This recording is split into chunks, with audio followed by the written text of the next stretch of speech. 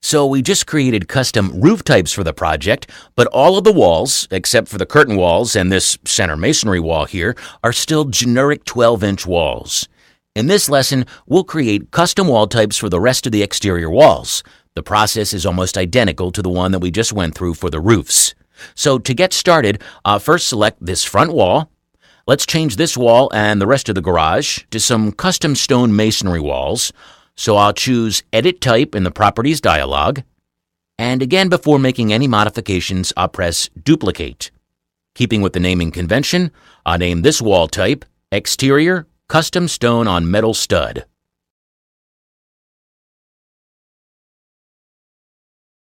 Next, I'll click the Edit Structure button under the Construction section of the parameters. This takes us to the Edit Wall Assembly window, which looks pretty much like we saw with the roofs in the previous lesson. Here you can see the different layers that make up this wall, along with their function and corresponding thicknesses. Right now, there is just one structural layer inside of the core boundary with no material. I'm going to change the material.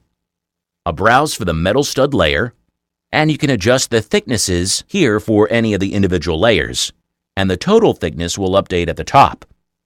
I'll make this layer 6 inches thick, and when I do, you can see the preview of the wall section updates as well. You can insert, delete, or reorder the layers using these buttons here. Notice the layers are ordered from exterior at the top to interior at the bottom. Let's continue building our wall structure. I'll add a new layer by pressing the Insert button. I'll make this next layer a substrate layer. For the material, I'll browse for wood sheathing. This plywood sheathing here should do the trick. I'll add the layer and give it a thickness of a 1/2 inch. These two layers will make up the core of our wall. Now we can add some exterior and interior finish layers.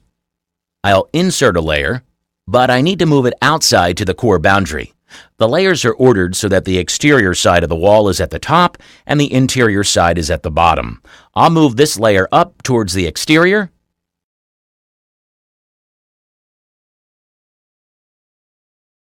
and make it a membrane layer. For the material, I'll browse for air barrier, air infiltration barrier.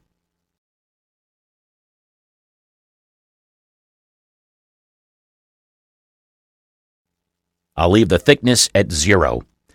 In general, you'll want membrane layers to be 0 thickness. All right, let's add a membrane layer to the interior side as well. I'll insert the layer, move it to the bottom,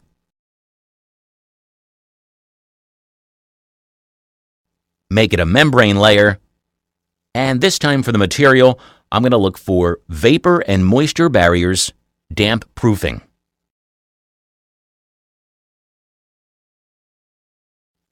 I'll leave the thickness at 0 again. Now I'll add a layer of drywall to the interior side of the wall. For the function, I'll choose Finish 2. Now, you may have noticed the numbers in brackets next to the functions, and also notice that there are 2 possible finish functions. The numbers in brackets are the function's priority and determine how many layers merge where 2 walls join together.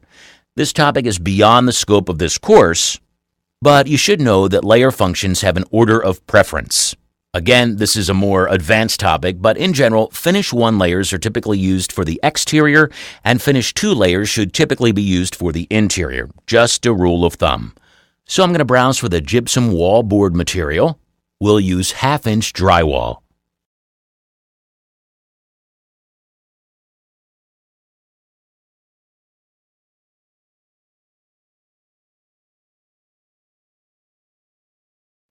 All right, so that takes care of the interior. Now to finish up the exterior.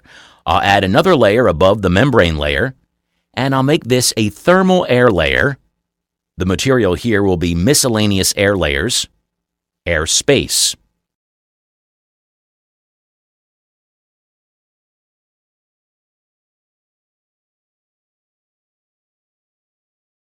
I'll leave 3 inches of airspace.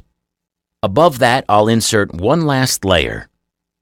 This will be the exterior finish layer, and we'll go with Finish 1. For the material, we'll make a custom stone masonry material.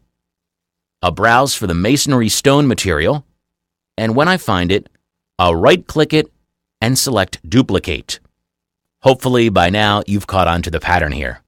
Once again, always duplicate before making changes. I'll name the new material Masonry Custom Stones. Now I can make my modifications. For the surface pattern, I'll use an 8 by 16 block.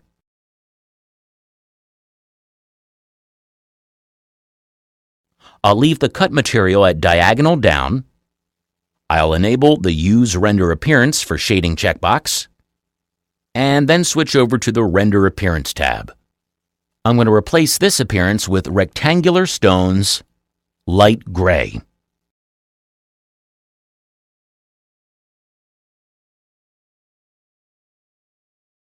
And that should do the trick, so I'll press OK.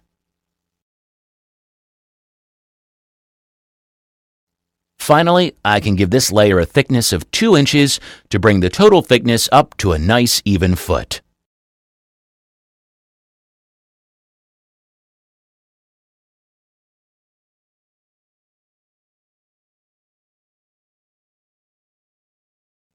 Also, before I click OK, notice in the preview that the selected layer is highlighted in blue, and if I select a different layer, it highlights in blue as well. I'll click OK to complete the structure.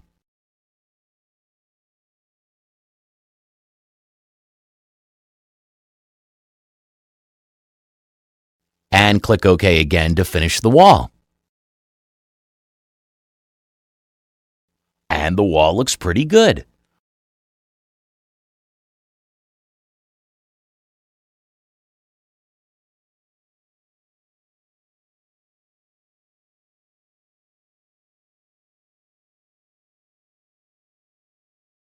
Alright, now I can select the 2 remaining garage walls and change their type to the custom stone wall we just created from the drop-down menu.